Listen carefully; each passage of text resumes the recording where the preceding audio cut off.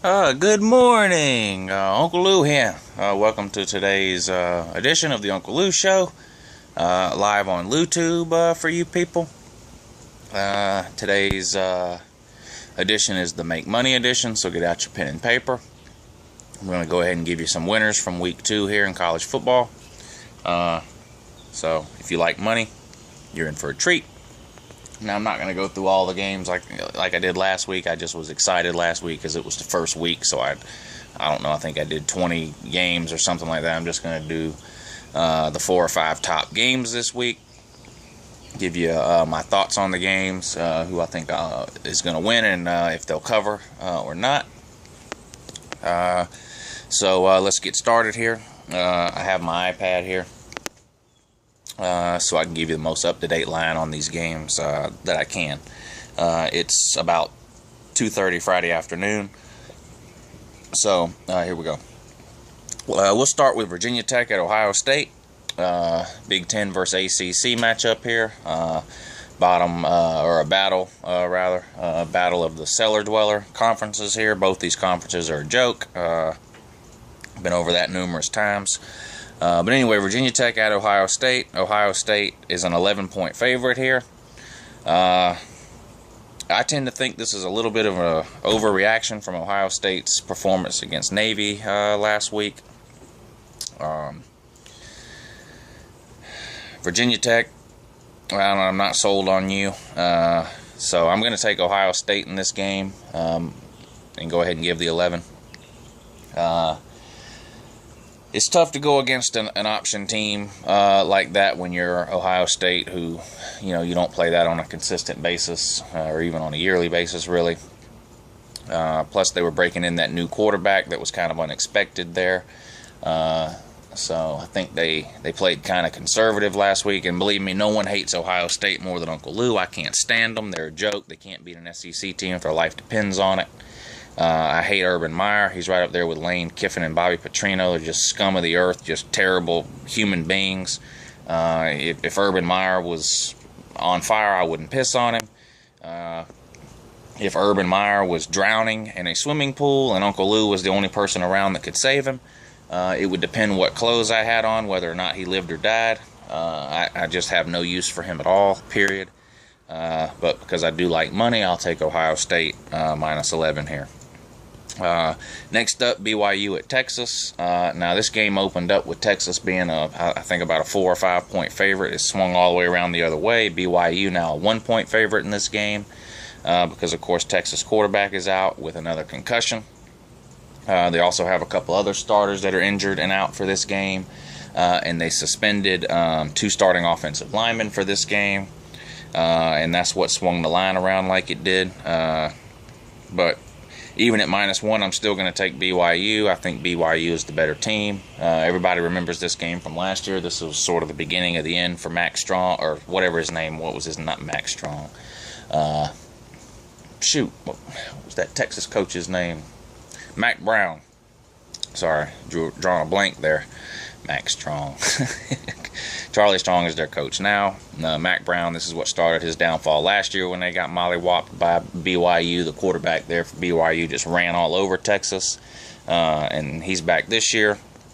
This game is being played at Texas, which worries me a little bit, but this game pretty much a toss-up, but I'm going to go ahead and take BYU -1 on this one.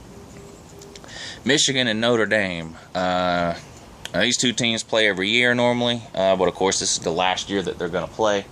Notre Dame backed out. That's right. They're scared. Notre Dame, a joke. They used to play 3 or 4 Big Ten teams a year. Now they've decided they're going to play 5 ACC teams a year, so they're just going from bad to worse here. Notre Dame, you're just pathetic. No one takes you seriously anymore. You're a joke. They're a 3.5 point favorite here. This is a tough one. I'm going to go with Notre Dame. I think it's going to be a close game. Maybe 5 or 6 points, 7 points maybe. But I'm going to take Notre Dame. Geez, I'm taking all the favorites here. I don't know. Maybe I'll come back to that one at the end and switch to Michigan. But for right now, I'm going to say Notre Dame -3.5. We'll see. I don't like either one of these teams. Neither one of them are any good, in Uncle Lou's opinion. My favorite game of the week, Michigan State at Oregon. Oregon's a 12.5-point favorite. Now, Oregon's got a good offense. Everybody knows that. Michigan State known for their defense. They did lose a few players to the draft last year, particularly in the secondary. But I've talked about this before. Oregon has a history of not showing up when they play teams with good defenses. They struggle every year with Stanford. They struggled to score points against Auburn in the national title game. They struggled to score points against LSU in the opening game a couple of years ago. In Michigan State, strong defensively. I think they'll be able to slow Oregon down. I'm not convinced that Michigan State's going to win this game, but I am going to take Michigan State and the 12.5 points. I think it'll be closer than that. The game's at Oregon.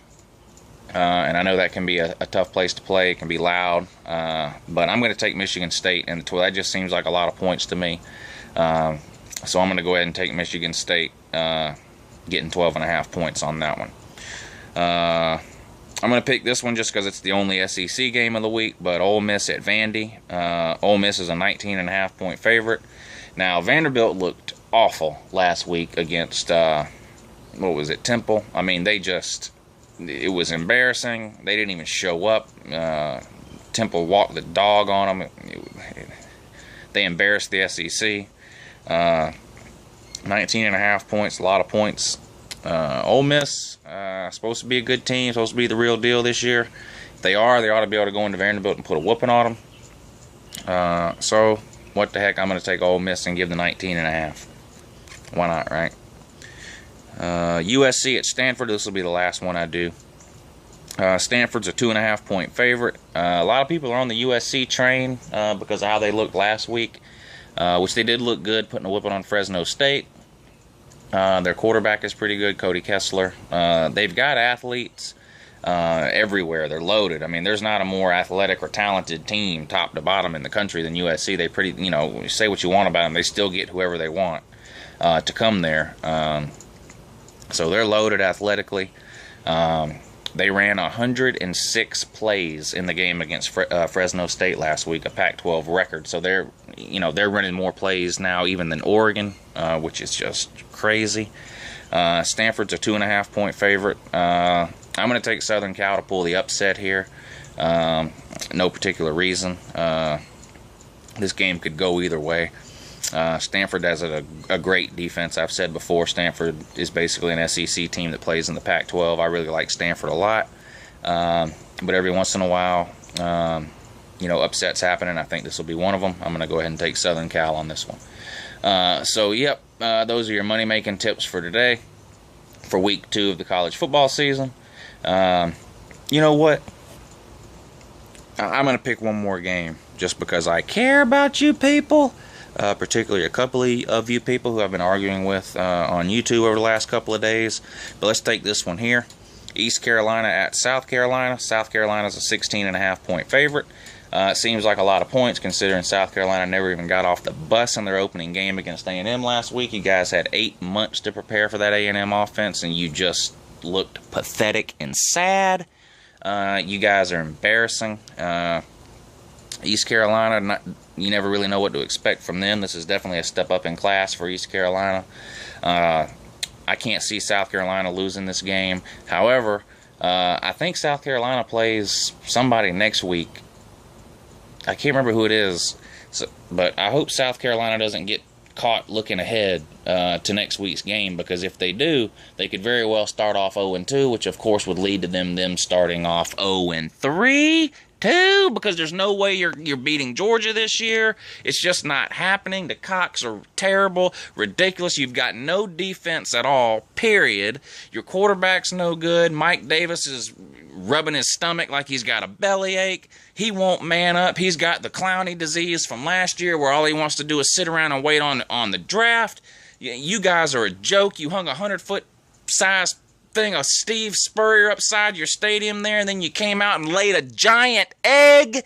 You guys are terrible. You're going down. It would not surprise me one bit if you lost to East Carolina. You're a joke. You've never won anything. You're not going to start winning anything this year. And all you idiotic Carolina fans who thought this was the year, you had the best team you've ever had in the history, well, guess what? You are who we thought you were. You're not winning the SEC East, you're not winning the SEC, you're not making the playoff, you're not, the answer is D, none of the above. You guys are right back where you belong, at the bottom of the SEC. I'll be surprised if you beat Tennessee this year, you bunch of worthless, you got just...